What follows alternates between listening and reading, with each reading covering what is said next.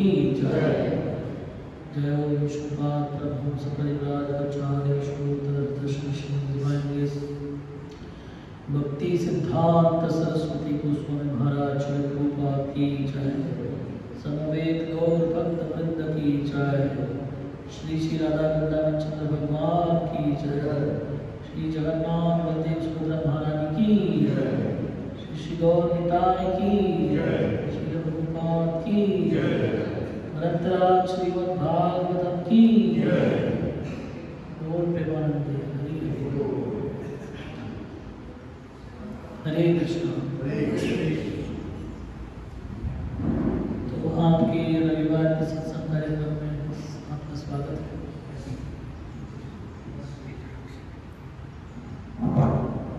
हरे कृष्णा। तो हम बहुत ही भाग्यशाली हैं, हमारे बीच में है हिज ग्रेस वरदराज प्रभु। तो पिछले टाइम कब आए थे वरदराज प्रभु यहाँ पे, याद है? इधर ही क्लास रथ यात्रा के समय प्रभु ने लेक्चर दिया था, रथ यात्रा के समय शाम को। तो वरदराज प्रभु मेरे खास मित्र हैं, क्योंकि हम दोनों भी साथ में ही आए थे भक्ति में 2002 के आसपास, जब मैं MIT में था और प्रभु जी ने MIT में थी, MIT कोथरूड। तो MCM कर रहे थे, मैं इंजीनियरिंग। तो हम एक ही वॉइस में रहते थे कोथरूड में। तो बहुत ही सुंदर भक्त हैं और उनके कीर्तन और प्रवचन, और यहाँ पे बाले यहाँ से 8-10 किलोमीटर है, वहाँ पे प्रचार करते हैं, कॉन्ग्रीगेशन और यूथ प्रीचिंग करते हैं। तो उनके जो फेस्टिवल होते हैं बहुत बड़े होते हैं, जैसे हमारे यहाँ रामनवमी, जन्माष्टमी। तो उनके यहाँ पे 2000 लोग आए जन्माष्टमी रामनवमी के समय, 2000 से भी ज़्यादा लोग आते हैं। तो बहुत बड़ा फेस्टिवल करते हैं वो, तो हमें भी सीखना चाहिए उनसे। बावदान में अभी हम जन्माष्टमी करते तो आते हैं बस 200, 300, 400 लोग, क्योंकि उधर काफ़ी अच्छे से प्रचार कर रहे हैं वरदराज प्रभु। और मंदिर में जो गार्डन की सेवा है, NVCC में कितने लोग आए हैं? तो सुंदर गार्डन देखा है, तो एक गार्डन का पूरा मेंटेनेंस और वो सब इंचार्ज वरदराज प्रभु है। तो वो सेवा देखते हैं, भगवान के लिए फूल वगैरह लगाना, तो और डेटी वर्शिप भी करते हैं, और यहाँ पे बालेर में प्रचार करते हैं।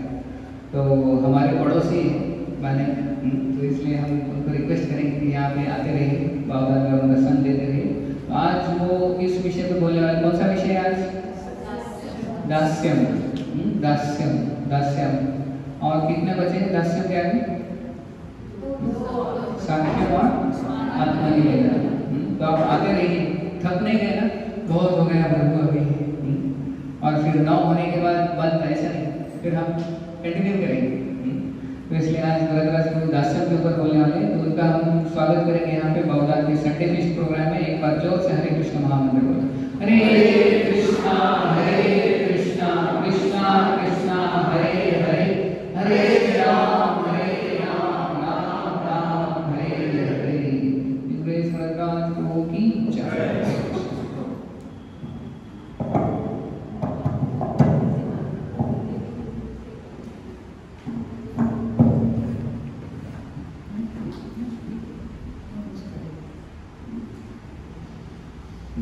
हरे कृष्णा। हम छोटी सी प्रार्थना करते हैं, कृपया दोहराने की कोशिश कीजिए। ओम अज्ञानतिमिरान्धस्य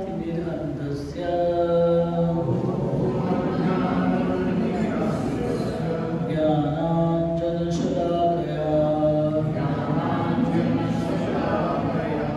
चक्षुरुन्मीलितं येन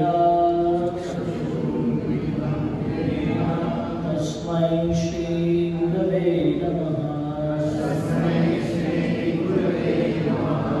जय श्री कृष्ण चैतन्य प्रभु नित्यानंद श्री अद्वैत गदाधर श्रीवासदि गौर भक्त वृंद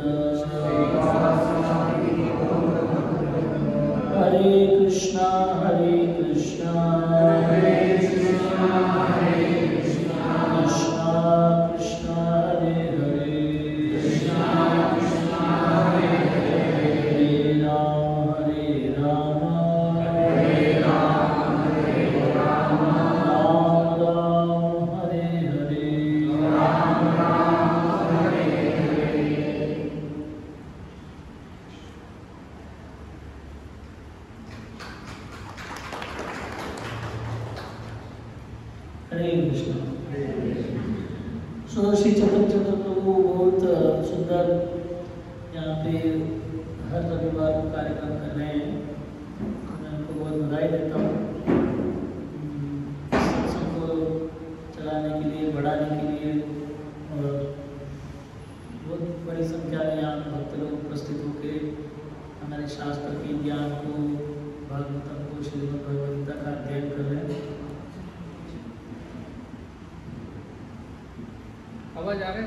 हरे कृष्ण हरे कृष्ण। तो इन सभी कार्यक्रम में उन्होंने पुढ़ाकार लेके उत्साह लेके यहाँ पे बहुत सुंदर कार्यक्रम कर रहे हैं, इसलिए मैं उनको बहुत बहुत धन्यवाद देता हूँ, अभिनंदन करता हूँ। साथ में आप सभी को और साथ में आप सभी भक्तों को निवेदन करता हूँ कि आप जरूर हर बार इस कार्यक्रम में आने की कोशिश कीजिए। रविवार का दिन, रविवार को हॉलीडे बोला जाता है, हॉलीडे। उस हॉलीडे को हम होली डे बनाना चाहिए। होली मतलब आध्यात्मिक दिन। तो सही प्रकार से हॉलीडे मनाने का कार्य है कि हम उस दिन कुछ पवित्र कार्य करें, उसको हॉलीडे को हॉलीडे बनाएं। तो इस कार्यक्रम के द्वारा यहाँ पे सारे हमारे भक्त लोग, अर्जुनेश्वर प्रभु, मनोहर प्रभु, चैतन्य प्रभु और बाकी सारे भक्त माताएं ये जो कार्यक्रम कर रहे हैं इसको अटेंड करके तो हम इस छुट्टी के दिन को पवित्र बना सकते हैं। तो प्रभु जी ने मेरे को बताया कि आज हम चर्चा करेंगे नवविधा भक्ति के सारे अलग अलग प्रकार के भगवान के साथ संबंध जोड़ने के जो मार्ग है। भक्ति मतलब भगवान और भक्त के बीच वाला कनेक्शन, संबंध, इसे भक्ति बोलते हैं। भगवान शाश्वत है, हम शाश्वत है, और हमारे अंदर का भगवान और हमारे बीच का जो संबंध है वो भी शाश्वत है, और वो शाश्वत संबंध को भक्ति कहते हैं। तो इसको व्यक्त करने की अलग अलग प्रकार है, 9 प्रकार है। अगर हम किसी व्यक्ति से भक्ति, आज तो भक्ति किसी के लिए इस्तेमाल होती है, अगर भक्ति इस शब्द का अर्थ है प्रेम और सेवा भावना, किसी के प्रति होना। जैसे कोई देश के प्रति भक्ति करता है तो फिर वो देश के हित में कार्य करेगा, देश की सेवा करेगा, देश के बारे में कुछ लिखेगा, बोलेगा, पढ़ेगा, सुनेगा, सुनाएगा, देश को आगे बढ़ाने के लिए अपना जीवन पूरा अर्पण कर देगा। उसे देशभक्त कहते हैं। देशभक्त क्या करते हैं? देश की सेवा करते हैं, देश के लिए अपनी जान दे देते हैं, इसे देशभक्ति कहते हैं, है कि नहीं?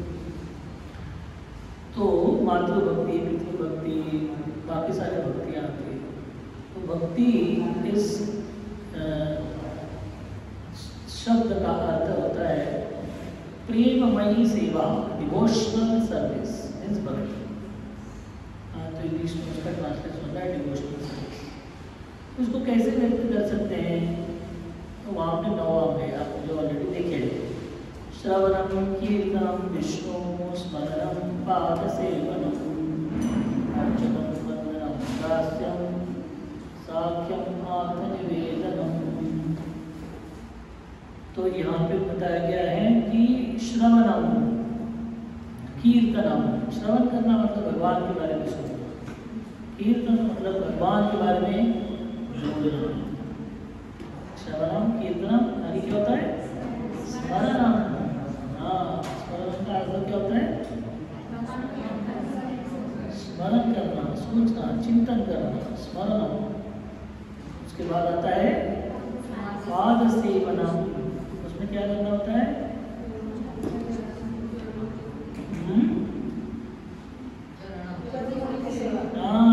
चरणों की सेवा करना होता है, पाद सेवनम। उसके बाद आता है अर्चनम।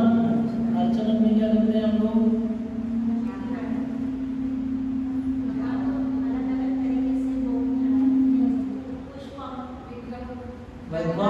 के अर्च विग्रह मूर्तियों का हम पूजा करते हैं। अर्चन पद्धति, अर्चन इस विधि को पूजा बोलते हैं। आप जब देखेंगे आरती के टाइम में पूजा होगी वो, तो अर्चन इसका अर्थ होता है कि भगवान की पूजा। उसके बाद आता है जो हम करने वाले हैं, इसका कौन सा है अभी? दास्यम। दास्यम में भगवान की सेवा करना। दास का काम क्या होता है? सेवा करना। किंकर, किंकर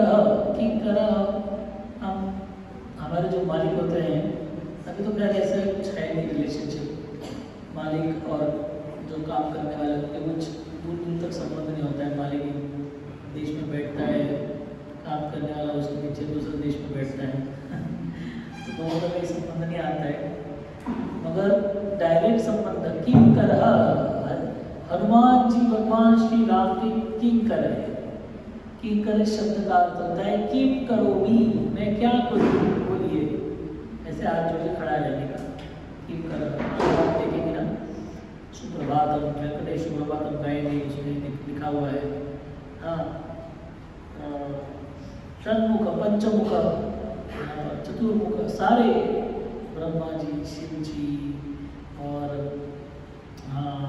कार्तिकेय जी, सारे भगवान उठने के पहले दरवाजे पे खड़े हाथ जोड़ के पूछने के लिए, सारे देवी देवताएं भगवान को पूछने के लिए खड़े हैं कि हम क्या करें आपके लिए, बताइए कि करा। हनुमान जी को देखिए, भगवान श्री राम के साथ आगे बैठे रहते हैं राम दरबार में, है कि नहीं है? तो ये भावना, भगवान की सेवा करने की भावना अलग अलग प्रकार से, इसे दास्य कहते हैं। और ये हमारे शास्त्र की सबसे महत्वपूर्ण शिक्षा है। तो हम दास है, किसी ना किसी के तो दास होना आवश्यक है हमें। अगर आप भगवान की सेवा नहीं करेंगे तो किसी ना किसी की तो सेवा करेंगे। हमारा स्वरूप जीवेर स्वरूप होए कृष्णेर नित्यदास, हमारा स्वरूप है कि नहीं? स्वरूप का मतलब होता है कि फंडामेंटल कैरेक्टरिस्टिक, मूलभूत गुण धर्म, इसको स्वरूप बोलते हैं।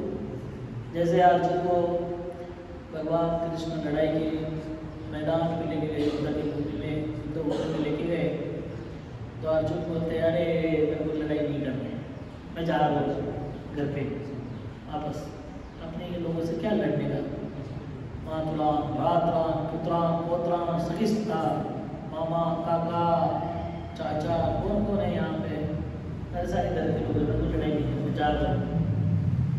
तो अभी तक कहाँ जाओगे?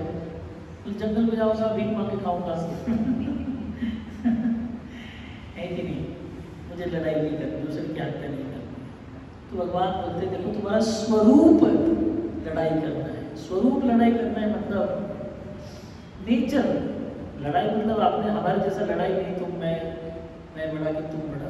लड़ाई का मतलब होता है कि सत्य के साथ लड़ने का तुम्हारा एक स्वरूप है। आप यहाँ से निकलोगे, इस लड़ाई की युद्ध भूमि से निकलोगे और जंगल में जाकर लड़ाई करोगे, भिक्षा मांगने के लिए जाओगे, किसी ने बोला है नहीं देंगे, जाओ, गुस्सा आएगा तो उससे लड़ाई करोगे, है कि नहीं? इधर उधर लड़ाई करने से अच्छा है कि धर्म के साइड में खड़ा रह के लड़ाई करो, है कि नहीं? तो ये स्वरूप है, हमारा स्वरूप है दास, हमारा स्वरूप है सेवा करना। सबसे ज्यादा आनंद व्यक्ति को मिलता है सेवा करने में। आप देखिए हमारे जीवन में हम सबसे ज़्यादा खुश, उससे ज़्यादा आनंद का अनुभव हमने कब किया है? कब किया पता है? जब हमने निस्वार्थ भाव से कुछ सेवा की है, तब किया है। हमारे गुरु महाराज जी उदाहरण देते थे, देखिए हमारे पास अभी 10-15 आइटम का फीस्ट बना हुआ है, 15 पूरी, 2-3 भाजी, राइस बना हुआ है, पकौड़े बने हैं, चटनी है कि नहीं, पापड़, मिठाई, शरबत, ये वो पापा। तो हमको खाने के लिए कितना टाइम लगेगा? आधा घंटा है कि बड़े चाव से खाएंगे आराम से तो आधा घंटा लगेगा। तो ये आनंद प्राप्त करने का एक मार्ग है। दूसरा है कि जो लाइन में खड़े भक्त लोग सेवा कर रहे हैं, परोसने की सेवा कर रहे हैं, तो वहाँ पे खड़े रहने का, फिर भक्त लोग आ रहे जैसे आपने रथ यात्रा की थी, बहुत सारे भक्त आए, तो आप ऐसा समझिए कि आप उस टेबल पे खड़े रह के सबको प्रसाद परोस रहे हैं। अब इसको कितना टाइम लगेगा, कभी 1 घंटा लग सकता है, 2 घंटा लग सकता है, डिपेंड करता है हम कितना करना चाहते हैं। तो उन्होंने हमारे बहुत बड़े एक यात्रा में उन्होंने हमारे भक्तों को पूछा, सच सच बताओ आप जब खा रहे थे तो ज़्यादा खुश थे कि जब आप टेबल पे खड़ा रह के भक्तों को प्रसाद परोस रहे थे तब आप ज़्यादा खुश थे? कितने भक्तों ने दूसरे भक्तों को प्रसाद परोसा है, यहाँ पे सर्व किया है? हाथ ऊपर कीजिए। आपने टेबल पे खड़ा रह के भक्तों को प्रसाद सर्विंग किया है, कितने भक्तों ने किया है? हाँ, ज़्यादा नहीं भक्तों ने किया है। आज करना चाहिए उन भक्तों ने जो नहीं किया है। फिर मैं जो बोल रहा हूँ समझ में आएगा। अभी आपको एक ही अनुभव है, 2 अनुभव नहीं है, तो दोनों के बीच में कंपैरिजन करने के लिए पहले दोनों चीज़ों का अनुभव होना जरूरी है। तो अभी जो हाथ ऊपर किए उनको अभी सबसे अच्छा समझेगा मैं जो बोल रहा हूँ। तो ये जितने ने हाथ ऊपर किया था, आप बताइए कि आप आपकी थाली में खाते हो ज़्यादा खुश थे कि टेबल पे खड़े रह के जब आप सभी भक्तों को सर्व कर रहे थे तब खुश थे? आप तो बहुत कम लोगों ने ऊपर किया था, ठीक है, अनुभव है आपको उसी में।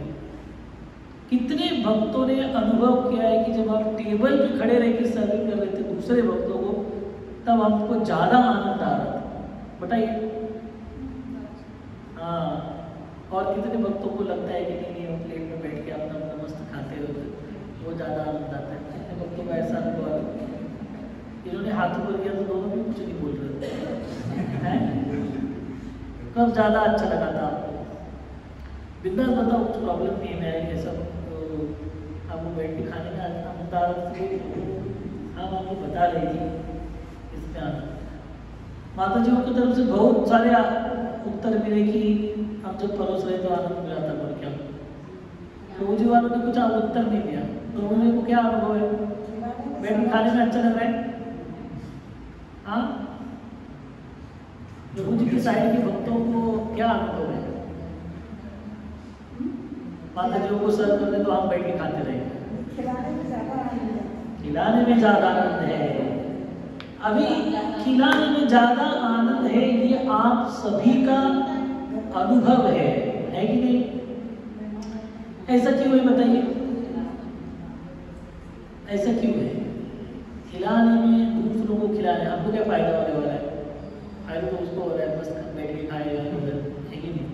मगर आप खुद खाने से ज़्यादा आप जो परोस रहे तब आपको खुशी हो रही है। जब माताएं, अब ये उदाहरण माताओं के लिए है, माताएं घर पे कभी कभी बहुत सुंदर व्यंजन बनाती हैं उत्सव के दिन पे।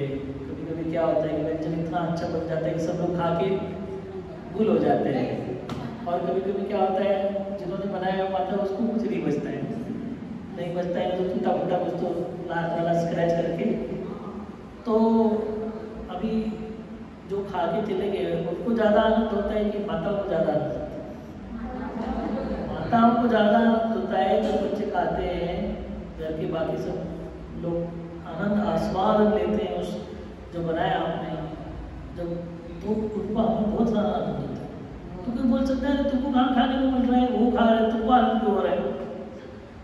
मगर यह सिद्धांत समझने के लिए है कि नहीं? कोई रास्ते पे आप देखते हो कि कोई अपंग व्यक्ति है, हैंडीकैप्ड है, आप उसको मदद कीजिए कुछ करने के लिए, रास्ता क्रॉस करने के लिए, इसके लिए उसके लिए। तो ये सब करने से हमको खुशी मिलती है कि नहीं मिलती? फिर आपको क्या फ़ायदा हुआ? आपको तो रास्ता क्रॉस करना भी नहीं था, आपको एक्स्ट्रा एफर्ट करके आपने ये सब कर दिया, तो आपको आनंद भी हो रहा है। आपका टाइम गया, एफर्ट गया, आपको जाना भी नहीं था, उधर गए आप, उसके बाद भी आपका यह सिद्धांत है, बराबर है आपकी बात, यह सिद्धांत है कि हमारा स्वरूप सेवा करना है।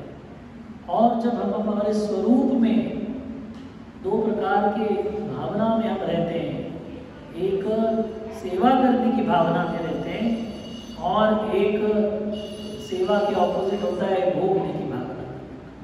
आप खुद को प्राप्त करने के लिए, खुद के लिए कुछ करने के लिए कोशिश में रहते हैं। ये दो भावना में हमारा सिग्नल चलता रहता है, या तो ये रहेगा या तो ये रहेगा। ऐसा कभी कभी ऊपर नीचे होते रहता है। कभी कभी लगता है कुछ सेवा करो, बात बताए क्या है ये सेवा करने कुछ फायदा नहीं होता है, कुछ बदलने नहीं वाले ध्यान दो, मैं मेरे लिए करता हूँ। तो ऐसे भावना के अंदर हम इधर उधर होते रहते हैं, दोलक की जैसा है ना, पेंडुलम की जैसा। कभी लगता है सेवा करनी चाहिए, कभी लगता है भोग करना चाहिए। सेवा और एंजॉय दोनों के बीच में हमारा बैलेंस इधर उधर होते रहता है। मगर जितने भी सेवा करने की हमें मौके मिले हैं अलग अलग टाइम पे, वहाँ पे हमने एक आनंद का अनुभव किया है। ये क्यों किया है, इसका सिद्धांत हमारे शास्त्र बताते हैं कि हम जब हमारे ओरिजिनल स्वरूप में होते हैं, मछली जल की रानी है, जीवन उसका पानी है। मछली पानी में खुश रहेगी, बाहर निकालोगे तो क्या होगा, मर जाएगा, क्योंकि उसका स्वरूप है पानी में रहना। पानी में रहने के बाद आप कुछ नहीं मांगी, वो अपना मुझे ढूंढ लेगी, खाना पीना घूमना गाना सब कुछ, तो कुछ करने की जरूरत नहीं है। तो उसी तरह जैसे मछली पानी में खुश रहती है, हम भी, हमारा स्वरूप है जमीन पे रहना। हम हवाई जहाज में जिंदगी काट सकते हैं कि हम हवाई जहाज में ऊपर ही रहेंगे, है कि नहीं? 10-15 साल घूम रहे सब, पागल हो जाएंगे आप। 2-4 घंटे की फ्लाइट में पागल हो जाता है आदमी, तो आप ऊपर ही रहोगे तो क्या होगा, होगा नहीं। और हम स्विमिंग पूल में कितना देर रह सकते हैं, मजा करके आधा घंटा वाटर पार्क में, पूरा जिंदगी वाटर पार्क में उधर ही रहोगे, है कि नहीं? गल जाएगा बेचारा पानी में।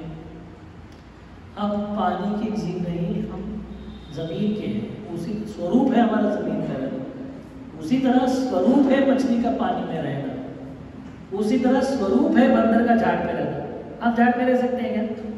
हम कोई घोंसला बना के देंगे लकड़ी का ऐसा मस्त, और आप अंदर बैठे हैं, चलेगा? आपको हम परेशान हो जाएंगे, पूरे नीचे उतारो मेरे को पहले।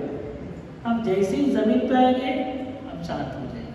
पानी में भी आप इजी रहेंगे, हवा में भी आप अनईजी रहेंगे, हम जमीन पे खुश रहेंगे। अगर मछली पानी में खुश रहेगी, जमीन पे परेशान हो जाएगी। तो हर एक का एक स्वरूप होता है, और जब वो स्वरूप में सिद्ध हो जाता है तो सबसे ज़्यादा आनंद प्राप्त करता है। इसलिए मछली पानी में होने की वजह से अपने स्वरूप स्थिति में सबसे ज़्यादा खुश होती है।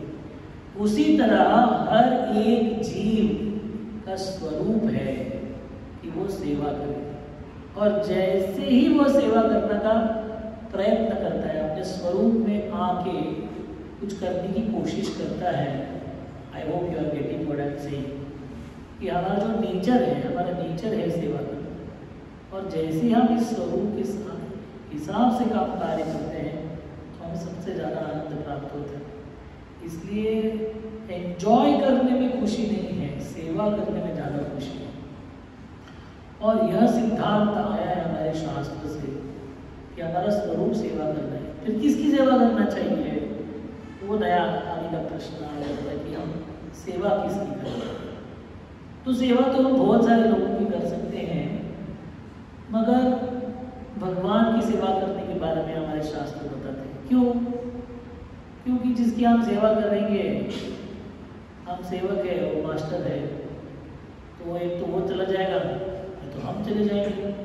इस जीवन में कोई शाश्वत चीज़ नहीं है कि आप जिनकी सेवा करोगे आप उनके साथ करोड़ों जन्मों तक रहोगे, ऐसा तो नहीं है। जो काल है, टाइम है, वो हमें और हमारे जो मालिक है, सेवक जिनको हम सेवा कर रहे हैं, उन दोनों को सेपरेट करेगा, अलग अलग कर देगा। तो शाश्वत व्यक्ति की सेवा करना आवश्यक है कि नहीं?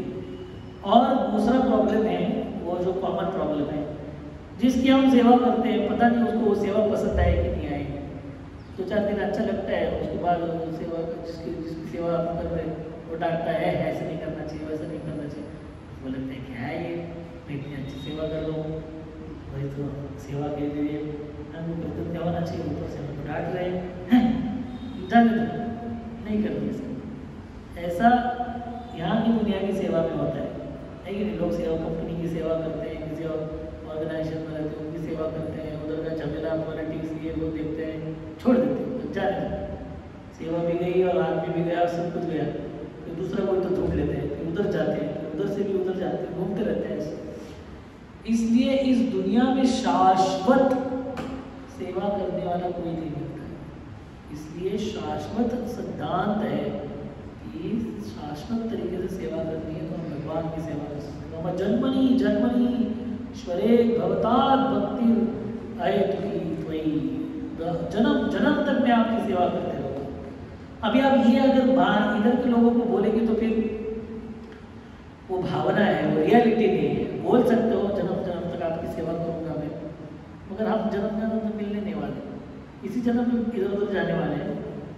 तो शाश्वत प्रकार से सेवा करना है किसी की, तो वो है हमारे भगवान। क्या लिखते हैं तुकाराम महाराज, कितने सुंदर सुंदर अभंग लिखते हैं।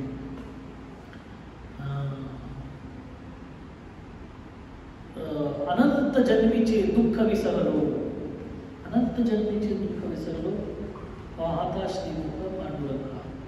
ऐसा कुछ अभंग है। हजारों करोड़ों जन्मों के दुख में भूल गया जब हमने आपकी सेवा में लग गया, है कि नहीं? आनंदा बुद्धिवर्धनम प्रतिपदम पूर्णानंद स्वादनम। भगवान का नाम लेते हैं, भगवान की सेवा करते हैं, तो हर एक क्या बोलते हैं पल पल पे एवरी स्टेप हमें एक आनंद का अनुभव होता है, क्योंकि हम उस स्वरूप स्थिति में स्थित होने की कोशिश कर रहे हैं। तो यह सेवा भावना एक बहुत बहुत बड़ा भक्ति का एक लक्षण है, भगवान की सेवा करना।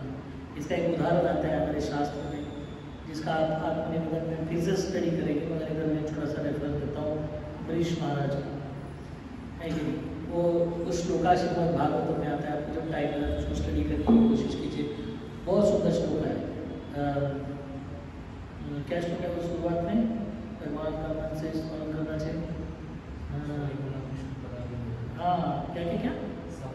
सवई सवई मन कृष्ण पदारविंदयोर वचांसि वैकुंठ गुणानुवर्तने करो हरेर मंदिर मार्जनादिषु श्रुतिं चकाराच्युत संकुतोदये कुंदलिंगादय दर्शनेषु तद्वृत्ति गात्र स्पर्शानसंगमं ध्यानं च तत्पाद सरोज सौरभे श्रीमत्तुलस्या तदनाम समर्पिते।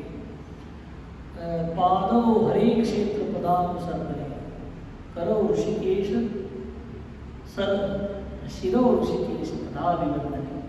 हमारे जो सारे फैकल्टीज दिए हैं भगवान ने हमको, हाथ दिए, पैर दिए, आँख दिए, कान दिए, नाक दिए, मुँह दिया है, सर दिया हुआ है, इतने सारे शरीर के भाग दिए हुए हैं। क्या करना है इससे? What is the perfection? इस सभी अवयवों का अंतिम चरम लक्ष्य क्या है इसमें बताया गया है। पादौ हरे क्षेत्र पदानुसर्पणे, सर्पणे मतलब चलना, आगे बढ़ना, सर्प जैसे चलता है ना। पादौ हरे क्षेत्र, हमको दो काम दिए, उसका इस्तेमाल क्या करना चाहिए? भगवान के मंदिर में जाने के लिए, है कि नहीं? रविवार को विवेकानंद भवन में आने के लिए पैर का इस्तेमाल करना चाहिए, पहले कार का इस्तेमाल करना चाहिए, फिर स्टेज चढ़ने के लिए पैर का इस्तेमाल है कि नहीं? करो हरेर मंदिर मार्जना दिशु, हाथ दिए हैं, इसका क्या इस्तेमाल करना चाहिए? भगवान के मंदिरों का मार्जन स्वच्छ करने के लिए उसका इस्तेमाल करना चाहिए। आँखों का इस्तेमाल क्या करना चाहिए? भगवान के सुंदर दर्शन करने के लिए उसका इस्तेमाल करना चाहिए। कान का इस्तेमाल क्या करना चाहिए? भगवान के बारे में चर्चा, भगवान कृष्ण की रामायण महाभारत सुनने के लिए करना चाहिए।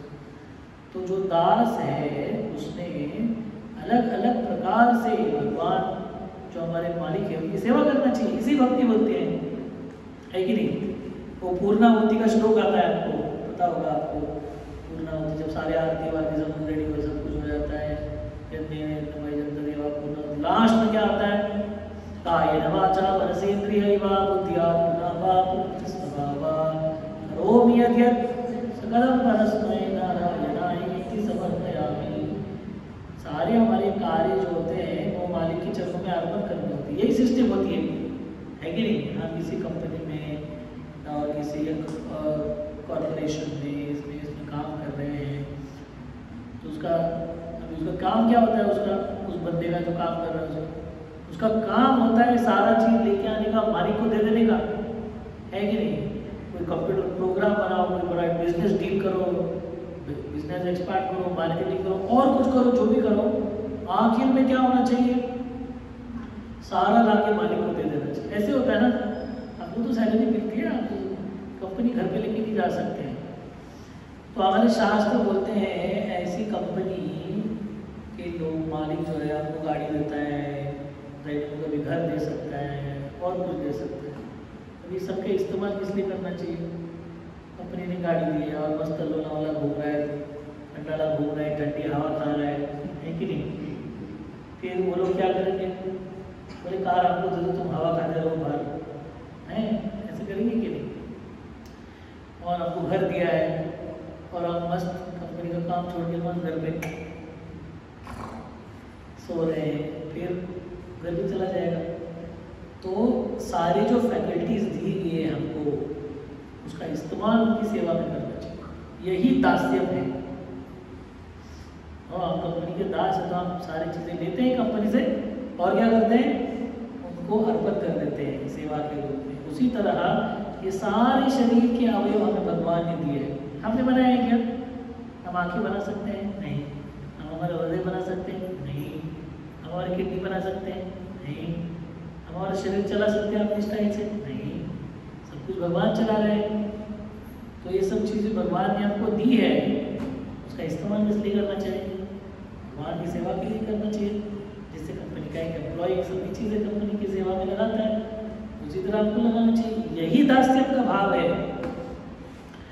तो ये हमारे शास्त्र बताते हैं कि जीवेर स्वरूप होए, हमारा स्वरूप है और हम सबसे ज़्यादा आनंद का अनुभव करेंगे, खुशी का अनुभव करेंगे, हमसे ज़्यादा हृदय की और जीवन की पूर्णता का अनुभव करेंगे जब हम हमारी सेवा का ऑब्जेक्ट, व्यक्ति, भगवान को अर्पण करेंगे हमारी सेवा। तब हम पूर्ण तरीके से प्रसन्न, आनंद, खुश हो जाएंगे। तो यह भावना है दास्यम की। मुझे जो कुछ दिया है भगवान ने, मुझे जो कुछ आता है कि नहीं, उसको मैं भगवान की सेवा में अर्पण करता हूँ। ये दास्यम का भाव। एक सिद्धांतिक पॉइंट आता है उसके बाद जिसको समझना बहुत आवश्यक है, और वो है कि भारत में बहुत प्रचलित है कि हम भी भगवान हैं, भगवान भी भगवान है, हम भी भगवान हैं। और हम थोड़ी देर के बाद अभी हम भूल गए कि हम भगवान हैं, थोड़ी कुछ करेंगे उल्टा पुल्टा करेंगे, फिर बाद में हमको पता चलेगा कि हम भगवान हैं और हम और भगवान एक ही है। बहुत भयंकर तत्वज्ञान है। हनुमान जी ने कभी बोला नहीं भगवान श्री राम को, आप दोनों एक ही है, जैसे बोलेंगे बच्चे नीचे कोई बोलते रहे कुछ बाजू को आटो थोड़ा देर में, है ना, वो रोटेशन में बैठते हैं सिंहासन के ऊपर। तुम रात में बैठो, मैं दिन में बैठता हूँ, 15 दिन ऐसा 15 दिन वैसा। शिफ्टिंग में बैठते थे क्या सिंहासन के ऊपर? आप हमारे शाश्वत दास। इसे वो जो श्लोक है, जीवेर स्वरूप होए कृष्णेर नित्य दास। हम कभी सेवा कर करके भगवान नहीं बनने वाले। हम लोग कंपनी में हम लोग सेवा करते हैं, सब कुछ समझ लेते हैं एक दिन और दूसरा कंपनी खोल देते हैं। वो कंपनी के मालिक को भी लगा देते हैं, उसको सारे कस्टमर, कॉन्टैक्ट, ये वो सब अपने पास ही रहता है ना। वो कंपनी को डुबा देते हैं और कोई मालिक बन जाते हैं और ऐसी कंपनी चालू कर देते हैं। ये इधर दुनिया में हो सकता है, दिस इज पॉसिबल, उधर नहीं होने वाला है कि नहीं। हमारे मराठी में बोलते हैं बेडूक किती फुगला तरी बैल होणार नाही। मतलब कि जो मेंढक होता है, मेंढक को फुलाया तो बैल नहीं बनने वाला हो, ज़्यादा से ज़्यादा डबल साइज का होगा, उससे ज़्यादा खुला हुआ पड़ जाए तो लगेगा, बैल नहीं बन सकता, बैल बैल ही होता है। तो इसीलिए हमारे शास्त्र इसको बोलते हैं कि चक्कर में नहीं पड़ने का इसके कि मैं सेवा करूँगा, एक दिन मैं भी बन जाऊँगा, भगवान बन जाऊँगा। बहुत भयंकर तत्वज्ञान है, आपके पूरे भारत में आपको यही जो सुनने को मिलेगा। हाँ, थोड़ा इधर उल्टा पुल्टा करो, थोड़ी देर कर लो, फिर आप भगवान बन जाओगे। इसमें हमारे शास्त्र जो बताते हैं, जो मतलब कि सिद्धांती है वो एक जगह पे जो भगवान बोलने वाले लोगों ने लिखा हुआ था सोहम। इस सोहम का अर्थ अलग है, ये लोग अर्थ का अनर्थ कर देते हैं, वो बात अलग है। सोहम का मतलब होता है कि मैं वो हूँ, मगर मैं वो हूँ मतलब मैं भगवान नहीं हूँ, मैं भगवान का दास हूँ, ऐसा अर्थ हमारे शास्त्रकार करते हैं। वेदांत सूत्र का शास्त्रकार जो बताते हैं सोहम, यह वैदिक वेदांत सूत्र का भाग है, मगर इसका अर्थ है सोहम। सोहम का मतलब मैं वो हूँ, मगर इसका मतलब ये अर्थ नहीं होता है कि मैं भगवान हूँ। सोहम का यह अर्थ होता है कि मैं ये हार्ड मांस का शरीर नहीं हूँ, मैं आत्मा हूँ, भगवान का दास हूँ। ऐसा अर्थ शास्त्रकार करते हैं सोहम का। मगर ये अनर्थ करने वाले लोग सोहम का अर्थ करते हैं मैं वो हूँ मतलब मैं भगवान हूँ। अरे भगवान हूँ और बोलते हैं कि हम भूल गए। कैसे भूल गया है, भगवान से बन गया। भूत भविष्य और भगवान भगवद्गीता में भगवान अर्जुन को बोल रहे हैं कि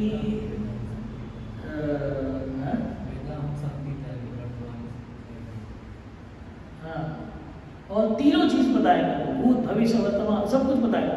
वेदांत संगीतानि वर्तमानानि हाँ भविष्यानि च भूतानि, तो सब कुछ बताया मेरे को, आगे पीछे ये वो सब कुछ बताया। अब ये बेचारे भगवान इतना छाती ठोक के अर्जुन को बोल रहे हैं, 4-4 बार अलग अलग श्लोक में अलग अलग बार आता है, ठीक है नहीं। और ये भगवान बोल रहे हैं मैं भूल गया, मैं भगवान, ये क्या है भाई, ऐसे कैसे हो गया। और भगवान बोलते रहेंगे तो क्या होगा भाई, फिर याद कौन रखेगा, हम रखेंगे है कि नहीं। हमारा याद कराया सारा लिख के रखते हैं, तो हम भी कभी कभी नोट्स निकालते हैं नोटबुक पे, है कि नहीं, याद रखने के लिए। और क्या करते हैं, नोटबुक ही भूल जाते हैं, तो होलसेल में लॉस।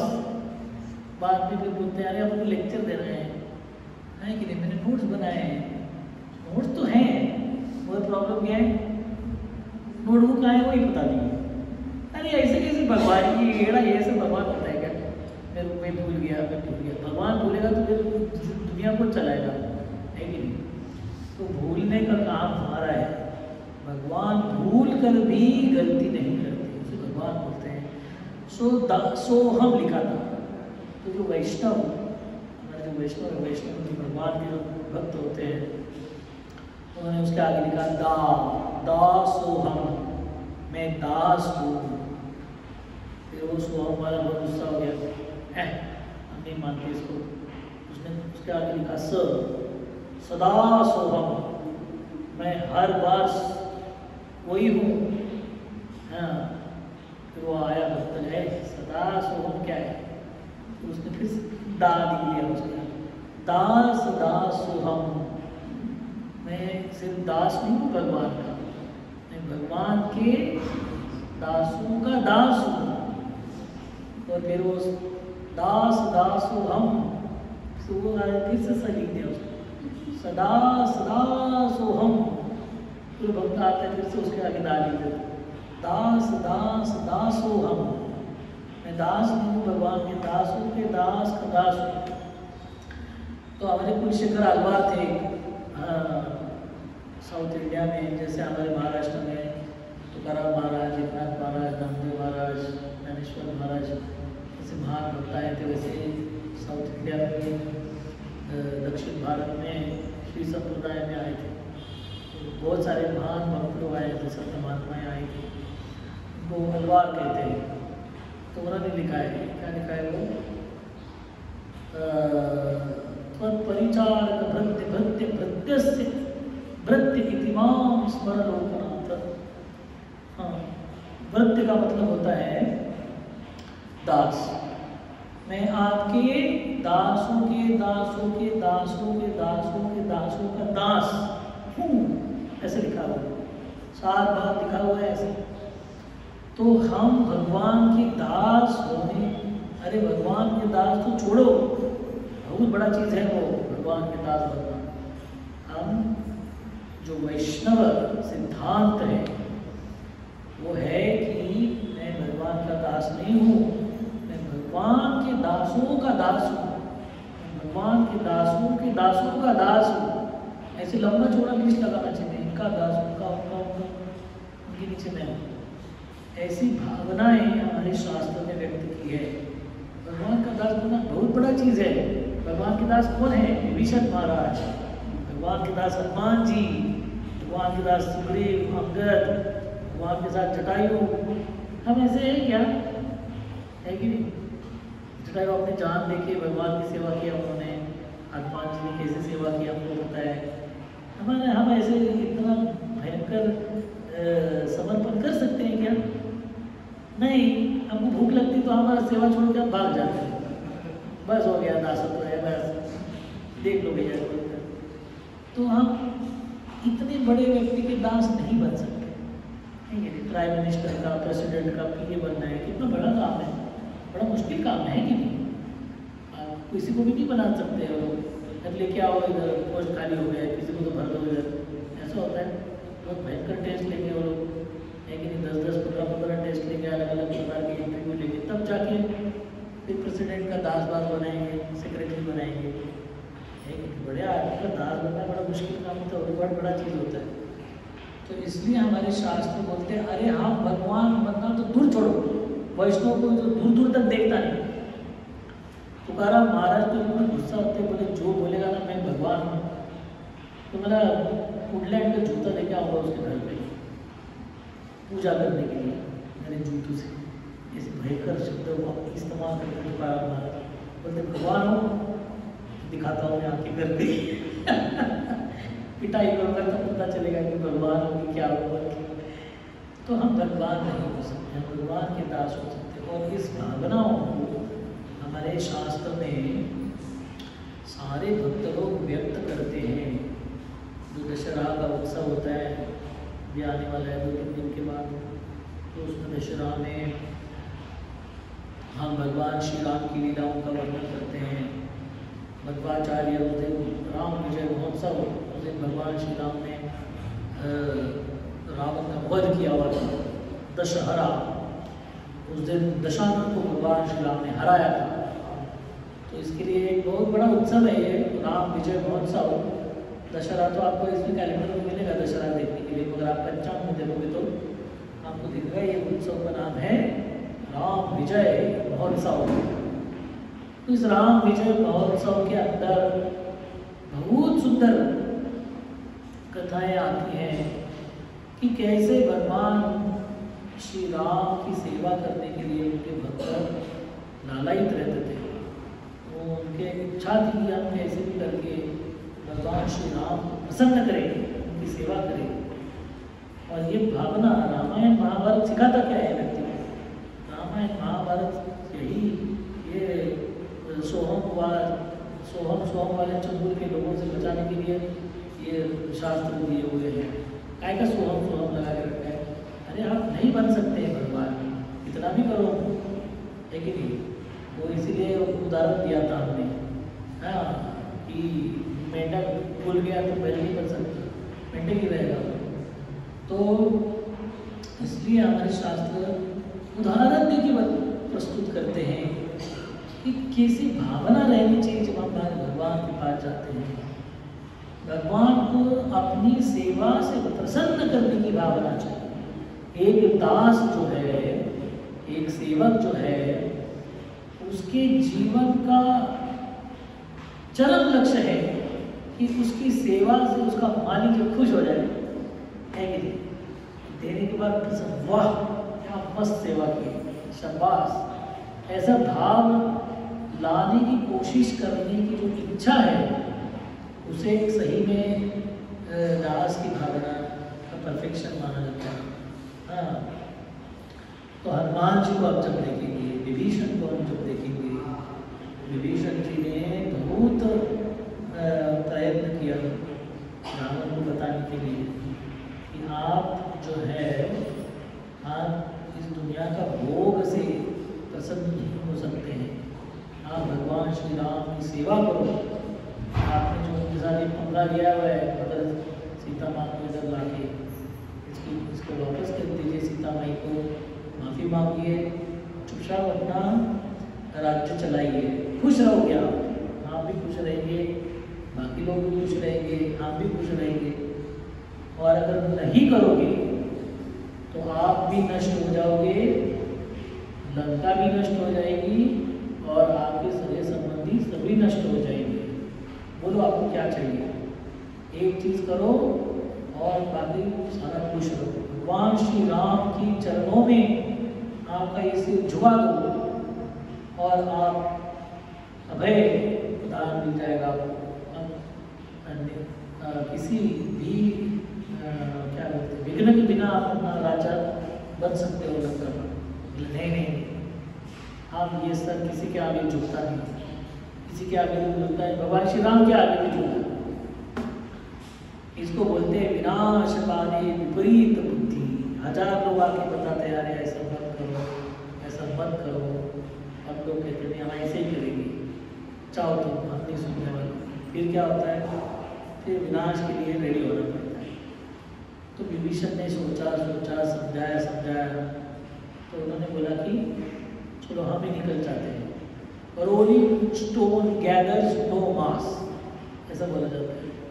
ये बहुत बड़ा पत्थर है, अगर वो गिरना चालू हो जाता है तो उसके आजू बाजू में जो लगा हुआ है वो सब निकल जाता है उसका। अभी वो गिरने वाला है तो इसलिए लोग छोड़ देते हैं उसको, भैया अभी जाने को मरने वाला है, छोड़ दो इसको। तो विभीषण को समझ में आ गया कि ये आदमी चेंज नहीं होने वाला है, अपना भी नुकसान करने से अच्छा है, बोले चलो छोड़ो। तो भगवान की वहाँ पे विभीषण आते हैं, बहुत सुंदर कथा है रामायण में। विभीषण आते हैं तो बोलते हैं कि मैंने भगवान श्री राम की शरण में आना है और मैं भगवान श्री राम की साइड से युद्ध करूँगा। अभी मैंने भाई को छोड़ दिया, मेरे क्या पापी आदमी है, इससे साथ में कैसे रहेंगे, नहीं रह सकते, बदलने को भी तैयार नहीं, प्रवचन सुनने को भी तैयार नहीं, बदलने को भी तैयार नहीं, छोड़ दो। तो फिर वहाँ पे भगवान श्री राम एक आदर्श नेता के रूप में सारे वानरों को बुलाते हैं। उनके जो नेता हैं सुग्रीव, अंगद, जाम्बवान, हनुमान जी, इन सबको बुलाते हैं और बोलते हैं तो ये विभीषण जी आए हैं, लेना है उनको हमारी पार्टी में। सारे बंदर लोग बोलते हैं इसको क्यों लेना है, बोले दूसरे पार्टी का आदमी है, लेकिन हमारे पास आएगा तो यहाँ से सब फोटो निकाल के व्हाट्सएप कर देगा, उधर यहाँ पे ये खड़ा है, वहाँ पे वो खड़ा है, सारे हमारे जो अंदर की बातें हैं सब बता देगा, इसको क्यों ले रहे हैं। दूसरे लीडर बोलते हैं आदमी के ऊपर भरोसा नहीं कर सकते आज दुनिया में, ये तो जात से राक्षस है, इसको क्यों लेना चाहिए अंदर, इसको नहीं लेना चाहिए, भगाओ, बोले जाओ वापस। तीसरा बोलता है अपने भाई का नहीं सुनता है, हमारा क्या सुनेगा ये, अपने भाई को छोड़ के टोपी लगा के आ गया, हमको कहाँ से मदद करेगा, बोले ऐसे लोग हैं, नहीं चाहिए, भगाओ इसको। बाकी सब लोग बोलते हैं, हनुमान जी को नहीं बोलते, भगवान श्री राम हनुमान जी को पूछते हैं हनुमान जी आपको क्या लगता है, हनुमान जी बोलते ले लो, क्या प्रॉब्लम है। आपके भगवान श्री राम की शक्ति का वर्णन करते हैं वहाँ पे हनुमान जी, आपके चरण की एक जो उंगली है छोटी सी उंगली, पैर की उंगली कितनी रहती है, छोटी सी उंगली, उस छोटी सी उंगली के नाखून, अभी नाखून उंगली से भी छोटा रहता है, उस नाखून के अग्रभाग, इतना छोटा सा अग्रभाग जो हम लोग नीलकंठी से काट करते हैं, उसका अग्रभाग बोलते हैं, उस चरण के उंगली के नाखून के अग्रभाग से आप इस सारे ब्रह्मांड को नष्ट कर सकते हो। ये रावत मच्छर क्या करेगा आपका, विभीषण क्या करेगा, दोनों मिलकर कुछ नहीं करते, जिसको आए उसको ले लो, बोले सब दिखाओ, जो दिखाने दिखाओ, जो बताने बताओ, बोले राम कुछ प्रॉब्लम नहीं, कुछ बिगाड़ नहीं सकते तो भगवान श्री राम का। इसको मैच फिक्सिंग बोलते हैं। महाभारत का युद्ध तो मैच फिक्सिंग था, पहले दिन से लोगों को पता था कौन जीतने वाला है। राम रावण के युद्ध से मैच फिक्सिंग था और सारी दुनिया को पता था कौन जीतने वाला है। हाँ, कुछ बेवकूफ लोग थे, उनको पता नहीं था, बताने के बाद उनको समझ, उनको छोड़ देने का, मगर सारी दुनिया को पता था। जब दुर्योधन जाते हैं, द्रोणाचार्य जी हमको आशीर्वाद दीजिए, बोले युद्ध करो तो उसके लिए मेरे को प्रॉब्लम नहीं, मैं तुम्हारे साइड से लड़ूंगा, मगर विजय होने का आशीर्वाद मैं तुमको नहीं दे सकता। फिर वो भीष्म के पास जाता है, भीष्म बोलते मैं तुम्हारे साथ लड़ूंगा, विजयी भव का आशीर्वाद मैं नहीं दे सकता तुमको, क्योंकि विजय तो उनका होने वाला है, फालतू मेरा आशीर्वाद वेस्ट हो जाएगा तुमको देखे, क्योंकि तुम्हारा विजय होने नहीं वाला है। उसके बाद भी कुछ लोग लड़ते हैं, भगवान जरा वो बात अलग है। तो विभीषण भी, हनुमान जी बोलते हैं आपका कौन क्या बिगाड़ सकता है, सारी दुनिया आपके से एक क्षण मात्र से, अंश मात्र से चल रही है, तो आपको कोई बिगाड़ नहीं सकता, यही चीज है। ऐसे विभीषण, जटायु, संपाति, हनुमान जी सारे भगवान श्री राम की सेवा करते हैं। और उसमें भी महाभारत में भी अर्जुन, पांडव और बाकी सारे इतने सारे भक्त हैं, सारे भगवान श्री कृष्ण की सेवा में लगे हुए हैं। तो ये दोनों हमारे शास्त्र हैं, इसको बताने की भी कोशिश करते हैं। फिर हनुमान जी तास्यम, हर एक भक्ति के मार्ग का एक उदाहरण प्रस्तुत करता है। एक भक्त है ना, आपको पता है ना, श्रवण का उदाहरण कौन प्रस्तुत करते हैं? किसने सुंदर श्रवण किया है पूरे इतिहास में? परीक्षित महाराज श्रवण के उदाहरण, श्रवण भक्ति के वो आचार्य हैं, सेवा करने सुनने की, 7 दिन 7 रात सुना उन्होंने।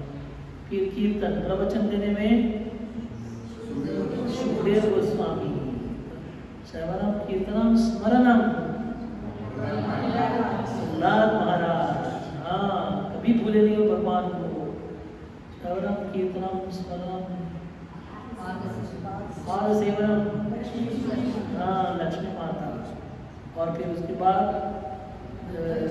अर्चनम, कौन है अर्चनम में? पृथु महाराज। और वंदनम में अक्रूर, और दास्य में कौन है? हनुमान जी। तो हनुमान जी से सेवा देखना चाहिए कि कैसे दास होना चाहिए, सदैव रेडी है, किंकर 24 घंटा है कि नहीं? हाँ, भगवान के सेवक के रूप में जीवन जीना चाहिए। उससे हनुमान जी उदाहरण है उनके लिए। एक हनुमान जी बहुत सेवा करते थे, आपने भी सेवा करते थे, दोनों को भी सेवा करते थे, सबकी सेवा करते थे। अब सबको भगवान श्री राम की सेवा करने का इच्छा होता था, और हनुमान जी सेवा दूसरा शेड्यूल्ड आदमी है सेवा करने के लिए, उसके पहले पहुंच जाके वो सेवा कंप्लीट कर देते थे फटाफट। दूसरे लोग बोलते थे हमारी सेवा तो हमें सेवा करने का मौका ही नहीं मिल रहा है, ऐसा कैसे हो रहा है? तो क्या करते हैं कि एक बार सब लोग सीक्रेट मीटिंग करते हैं, बाकी सारे सेवा, ये हनुमान जी को कुछ तो करना पड़ेगा, हमको सेवा ही नहीं करने देता है। फिर उनको क्या बोलते हैं, एक दिन नया फसला में उनको क्या करते हैं, आप 2 दिन है ना तीर्थ यात्रा को जाओ। हनुमान जी को तो कभी किधर जाने का दिल नहीं करता, सिर्फ भगवान के साथ रहने का सेवा। तो लोग बहुत फोर्स करते, जाओ जाओ जाओ जाओ, इतना सेवा किया तुमने, फिर आदमी लिख लिए विदाउट इच्छा भगवान हनुमान जी चले जाते। उस टाइम पे क्या करते हैं, वो एकदम पूरा स्टैंडिंग कमेटी की मीटिंग बुलाते हैं, और फिर सारे भगवान श्री राम के सारे सेवाओं को लिखते हैं, टेबल बनाते हैं, और आगे लिखते हैं ये सेवा कौन कौन करेगा। ये 2 दिन में सब निपटा देते हैं, वो बना के टेबल बना के सबको अलॉट करके सब कुछ करके फ्लेक्स बना के पूरा प्रिंट लगा के पूरा लगा देते हैं अयोध्या के सब तरफ, ये भगवान श्री राम की सेवाएं हैं और ये सेवाएं करेंगे। और हनुमान जी को एक भी सेवा नहीं करते।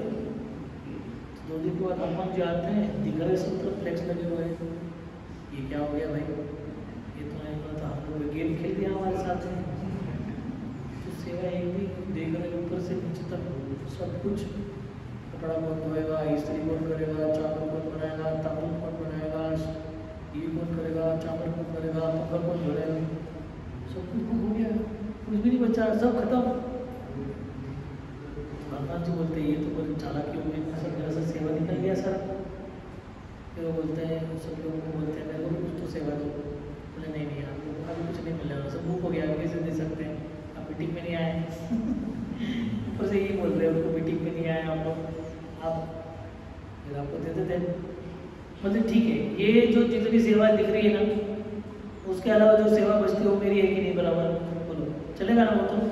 हाँ बोले ठीक है चलेगा चलेगा, क्योंकि उन लोगों ने ऐसा भयंकर लिस्ट बनाया था, कुछ बचा ही नहीं था एक भी। पूरा सब लोगों ने ऐसा दिमाग लगा के ऐसा बनाया था लिस्ट की, एक भी सेवा नहीं बची थी उधर। तो हनुमान जी को उन्होंने बोला कि उन्होंने इतना सेवा मांगा, तो अभी तो दिन भर सेवा करने वाले को 1 मिनट की सेवा नहीं है तो कितना परेशान हो जाएगा। तो हनुमान जी बोले कुछ तो सेवा चाहिए। बोले ठीक है इसके अलावा जो सेवा बचती है तुम ले लो, कोई प्रॉब्लम नहीं। तो हनुमान जी बोलते हैं हाँ ठीक है। फिर मैं बहुत होशियार थे, सेवक होशियार होना चाहिए। सेवा कम करके सेवा से भागने के लिए दिमाग नहीं लगाना चाहिए। सेवक में दिमाग लगाना चाहिए, कैसे मेरी सेवा ज़्यादा से ज़्यादा हो और कैसे मैं भगवान को ज़्यादा से ज़्यादा पसंद करूँ। अभी सेवक क्या करता रहता है, वो गिनते रहता है, अरे तुम यार भागने का निकल जाने का, सटकने की कुछ कोशिश करो। ये सेवक का भाव नहीं होता, ये दास्यम नहीं है। ये हनुमान जी क्या करते हैं, बोलते हैं जब अभी हमारे ट्रेडिशन में क्या होता है कि किसी को जमाई आती है ना, ऐसे हाँ करके तो ऐसे चुटकी बजाते हैं आदमी उसको उठाने के लिए। जमाई आना मतलब यौनी मतलब कि वो अभी सोने के चक्कर में पड़ा हुआ है, वो सो जाएगा अभी, तो उस टाइम पे ऐसे चुटकी बजा के उसको उठाते हैं। ये भी सेवा है, छोटी सी सेवा है, ज़्यादा नहीं। तो हनुमान जी बोलती ये सेवा आपने लिखी नहीं है। जब भगवान श्री राम को जमाई आएंगे तो चुटकी कौन बजाएगा, ये सेवा आपने अलग लिखी, लिखो मेरा नाम है। अभी ये लोग तो पकड़े गए, चेकमेट हो गया, अभी क्या कर सकते हैं। तो उन्होंने बोला लिखो, और अभी बैठे हैं उधर ही, भगवान श्री राम के साथ ही बैठ गए वो। तो बोले चलो क्या है, दिन भर इधर बैठे हैं, कुछ सेवा नहीं कुछ नहीं। बोले जमाई बोल के नहीं आती है, कभी भी आ सकती है, उसको कोई टाइम होता है क्या? बाकी सारा सेवा का टाइम होता है कि नहीं? आपको सवेरे चंदन बनाना है, सवेरे बनाओ, लग गया हो गया तो अभी छुट्टी अगले दिन नेक्स्ट टाइम है कि 24 घंटा में एक बार सेवा आएगी। मगर जमाई कब आएगी उसका कुछ टाइम होता है, कभी भी आ सकती है, प्रभु कभी भी रेडी होना चाहिए। मैं इधर ही बैठूंगा, मैं नहीं चाहने वाला, ये मेरी सेवा है। अभी जमाई आगे बैठ होगा, छुट्टी बजाएगा, सेवा चली जाएगी मेरी, तो मैं इधर ही बैठूंगा। ऐसा करके उधर ही बैठे और फट सेवा करना चालू कर दिया सब कुछ। तो बाजू में तो वही सेवा करेगा ना सबसे ज़्यादा। इसे चतुराई कहते हैं। चतुराई सेवा कम करने में नहीं लगानी चाहिए, चतुराई सेवा ज़्यादा करने के लिए हनुमान जी से सीखना चाहिए। इसलिए हनुमान जी को सेवा ये दास्यम का आचार्य बना हुआ है। सेवा करने का सीखना चाहिए तो हनुमान जी से सीखना चाहिए। हनुमान जी बोलते हैं देखो मैं इधर से हिलने नहीं वाला, 24 घंटा भगवान के साथ मेरे को रहना पड़ेगा। क्यों? क्योंकि मेरी सेवा है। जमाई आएंगे तो मैं चुटकी बजाऊँ, जब भी आएगी तो मैं उसको रेडी रहना पड़ता है, तो इसलिए मैं सब भगवान के साथ ही रहूँगा। तो ऐसे एक सुंदर सेवक होने चाहिए। अगर उसे साथ में रहेगी, मैं बाद में सब सेवा करना चालू कर दी तो हनुमान जी सिंदूर लगाते हैं, सारे शरीर पे सिंदूर लगाते हैं। लेकिन सब मंदिरों में जाएंगे तो हनुमान जी को उस पर लाल लाल लाल सिंदूर लगाया हुआ होता है। तो इसके पीछे भी बहुत सुंदर कहानी है, किसी भाव होना चाहिए सेवक को। फिर एक दिन उन्होंने हनुमान जी ने देखा सीता माई को, ये जो 2 भाग रहते हैं माताओं के बाल के, उसके बीच में सिंदूर लगाते हैं, लेकिन तो लाल पाउडर लगाते हैं, उसको सिंदूर बोलते हैं, कुकू। तो हनुमान जी ने सीता माई को पूछा क्यों लगा रहे हैं आप? सीता माई बोलती है ये बाल ब्रह्मचारी को भी पता नहीं शादीशुदा आदमी को क्या क्या होता है, इनको क्या मैं ऊपर से इनको क्या पता आदमी को क्या करे। तो इसलिए बोलती है कि क्या बताएंगे, कुछ समझ में नहीं आएगा। बोलती है ऐसे करने से भगवान श्री राम खुश हो जाते हैं। जो उनको समझ में आया वो तो उत्तर दिया सीता माई। हनुमान जी बोला अच्छा, भगवान श्री राम खुश हो जाते हैं। जाके पूरा डब्बा लेके आए दुकान से सिंदूर का, उनको पानी पूरा लगा उधर सब तक पूरा लगा दिया और फिर गेट पे बैठे रहे वो आके। तो भगवान श्री राम और सीता बाहर है, जाएंगे राजवाड़ा में, राजसभा में जाने के लिए। देखते हैं लाल बोला कुछ तो बैठा रहेगा, बोले आज तो धूली बंधन नहीं है, काय पे लगाए तुमने? पहले तो पैसे पता भी नहीं चला कौन है ये नया। तो बोले हनुमान जी हूँ। अरे हनुमान जी क्या हो रहा है आज ये लाल मैंने क्यों लगाया? तो हनुमान जी एकदम सिंपल है, हार्ट सिंपल है, बता दिया उन्होंने। अरे बोले इतना सा थोड़ा सा सिंदूर आप लगाते, सीतामढ़ी लगाते, आप खुश हो जाते। मैंने सोचा आपको बहुत खुश करूँ मैं, तो पूरे शरीर को लगा दिया आपने। इतना लगाने से इतना खुश हो जाते, तो इतना लगाने के बाद कितना खुश होना चाहिए। उन्होंने अपना मैथमेटिक्स का फॉर्मूला लगाया है कि नहीं? तो यह सिंदूर लगाने के पीछे उनका भावना है कि आखिर में भगवान श्री राम को प्रसन्न करना है कि नहीं। तो ऐसे करके उन्होंने ये कार्य किया था। तो एक बार हमें कथा बताते हैं हमारे शास्त्रकार, उनको अवार्ड में सीतामढ़ी ने उनको एक मोती की माला दी थी। उसके ऊपर भजन भी है, जिस माला जिस मोती में राम ने उस माला किस काम की, सब कुछ तो भजन है। तो क्या कर रहे हो, वो मोती ले रहे, तोड़ रहे दांत से और देख रहे फेंक रहे, मोती तोड़ रहे दांत से, देख रहे फेंक रहे। अरे सीतामढ़ी मोती क्या है ये, इतनी मूल्यवान माला तुमको दी मैंने, वो पहनने के लिए होती है, खाने के लिए नहीं है, ये चबाने के लिए। मोती थोड़ी फोड़ते हैं ऐसे, पहना उसको गले में। बोले नहीं, तोड़ के क्या कर रहे हो तुम मेरे साथ मोती को? बोले तोड़ के मैं देख रहा हूँ कि इसमें भगवान श्री राम है क्या, आप दोनों है क्या इसके अंदर। वो है तो मैं रखूँगा, मैं तो नहीं रखूँगा। जो आपके साथ में है, जो उसमें आप विराजमान है, वही मेरे पास रहेगा, बाकी कुछ नहीं रहेगा। और सीता में बोलते अरे बाकी लोग बोलते हैं ऐसे क्यों कर रहे हो, है कि नहीं? तुम्हारा शरीर भी तुमने धारण किया हुआ है, थोड़ी ना तुम्हारे शरीर के अंदर भगवान श्री राम है। बोले है, मेरे शरीर में हृदय में भगवान श्री राम विराजमान है। जैसे मोती को फोड़ा हुआ ना, अपनी छाती को भी फोड़ा गया उन्होंने, और फिर देखा था उसमें भगवान श्री राम सीता विराजमान है सिंहासन के ऊपर। तब से जाके आपको देखने को मिलेगा वो फेमस पिक्चर है, हनुमान जी की छाती में फाड़ के उसके अंदर भगवान श्री राम सीता माई दिख रही है। तो उदाहरण देने के लिए उन्होंने बताया, देखो मैं कुछ आर्टिफिशियल नहीं कर रहा हूँ, मेरे को मेरे पास जो भी है भगवान श्री राम के भरा हुआ है, भगवान श्री राम से भरा हुआ है। ऐसी चीज़ों का मैं स्वीकार करूँगा, शरीर का भी स्वीकार मैंने इसलिए किया है, मैं भगवान श्री राम विराजमान हूँ।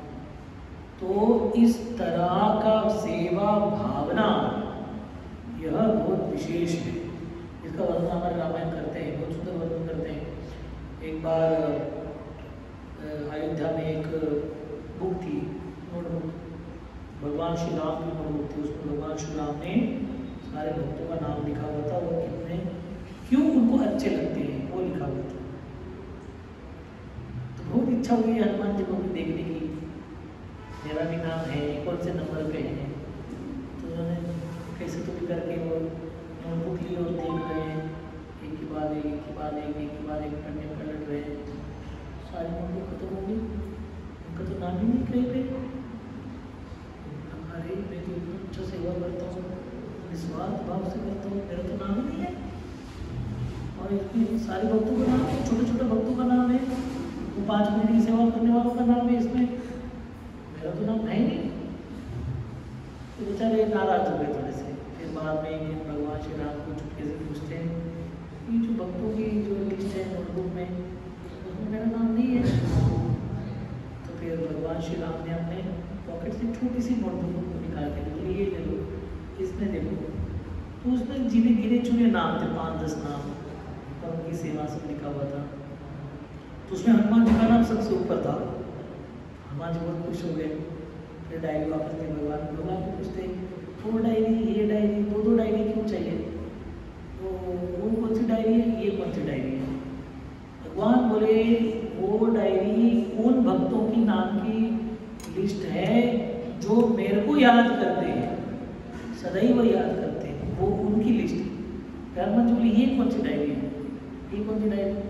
बोली ये डायरी उन भक्तों की है जिनकी मैं याद करता रहता हूँ।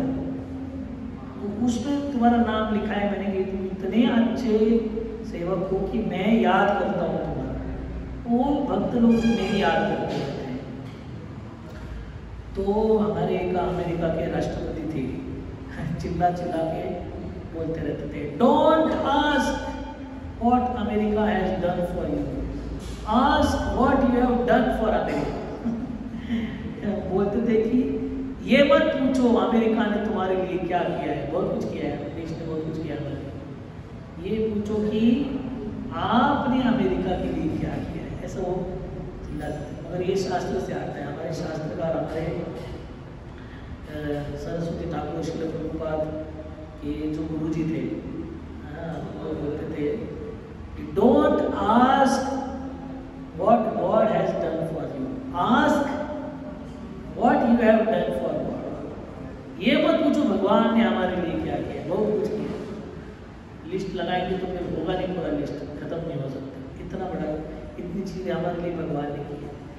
ये पूछना चाहिए कि हमने भगवान के लिए क्या किया। और हमारे गुरु जी बोलते थे, क्या बहुत सुंदर बोलते थे, बोलते भगवान को देखने के चक्कर में मत पड़ो, ऐसा कुछ करो कि भगवान आपको देखने के चक्कर में पड़े। ऐसा कुछ तो करना चाहिए कि भगवान ढूंढता रहना चाहिए, कहाँ है यार ये भक्त, बहुत अच्छा सेवा करता है कि नहीं।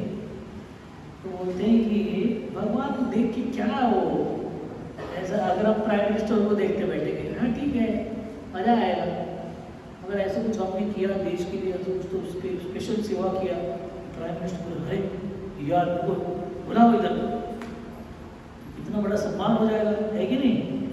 तो इस तरह से ऐसा कुछ करो कि प्राइम मिनिस्टर हमको बुलाए अवार्ड देने के लिए, उसी तरह ऐसा कुछ सेवा करना चाहिए, ऐसे कुछ भक्ति करनी चाहिए, ऐसा कुछ समर्पण होना चाहिए भगवान के चरणों में कि हमको भगवान याद करना चाहिए। और ये भक्ति की पराकाष्ठा है, ये सेवा की पराकाष्ठा है। जो हमारी बहुत अच्छी सेवा करते हैं, मदद करते हैं, हमको उनकी याद आती है कि हमको है कि नहीं। उसी तरह जो अच्छा सेवा करते हैं, भक्ति करते हैं, उनकी याद भगवान दिखाते हैं। इसलिए प्रहलाद महाराज की, हनुमान जी की, जटायु की, शबरी की, विभीषण की याद भगवान करते हैं, अर्जुन की याद भगवान करते हैं। हम भगवान की याद करते हैं, हम छोटे भक्त हैं, हम बहुत अच्छी भक्ति करेंगे तो भगवान हमारी याद करेंगे। और दास्यम का भावना यही है, हमारी सेवा से, भक्ति भावना से फिर भगवान को हम प्रसन्न करें। और इसके श्रेष्ठतम उदाहरण है हनुमान जी।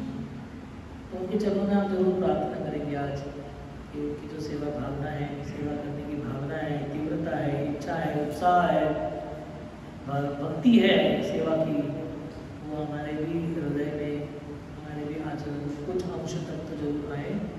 ऐसी प्रार्थना सबसे सुंदर सेवक हनुमान जी के चरणों में करना चाहिए। उनके आशीर्वाद से हम भी बहुत अच्छे सेवक बन सकते हैं भगवान। यहाँ पे विराम करते हैं। हरे कृष्ण।